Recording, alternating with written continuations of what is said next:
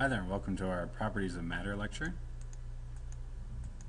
Our key ideas: why are color, volume, and density classified as physical properties? And why are flammability and reactivity classified as chemical properties?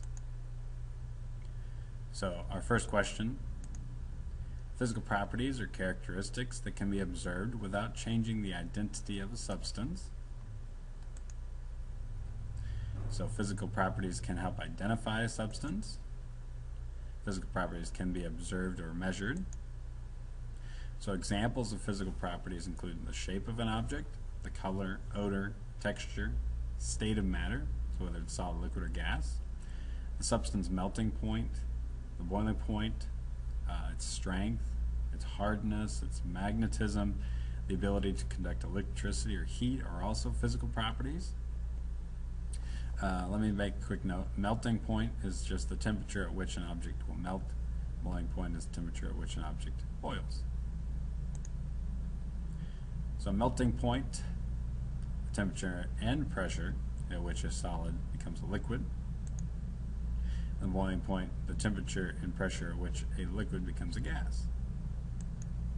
So a little more detailed definitions there. And then we can use physical properties to help determine the uses of an object. So if we were to look at solids, liquids, and gases, we've got some examples here. Here's a solid, here's a liquid in the middle, here's a gas at the bottom. If we look at those at a molecular level, typically we're going to see solids having a definite shape and definite volume. So they're very fixed in their shape. A liquid does not have a definite shape, but it does have a definite volume. And then a gas has no definite shape, no definite volume. Just kind of define those three really quick.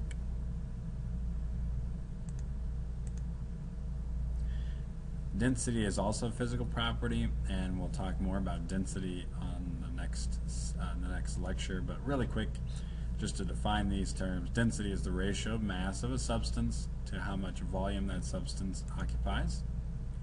And we use the formula density equals mass divided by volume. And commonly, the unit of density is grams per cubic centimeter. We also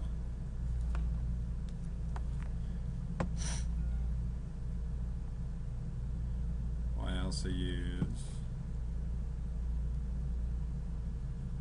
grams per milliliter, or we could do grams per cc, which is also cubic centimeters. So for water, 1 milliliter equals 1 cubic centimeter, which also equals 1 cc, which is also cubic centimeter.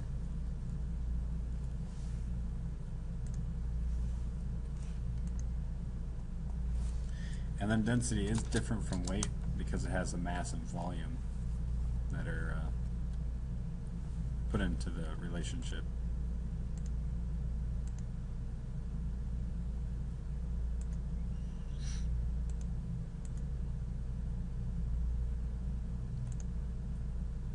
Alright, so looking at chemical properties, why are flammability and reactivity classified as chemical properties?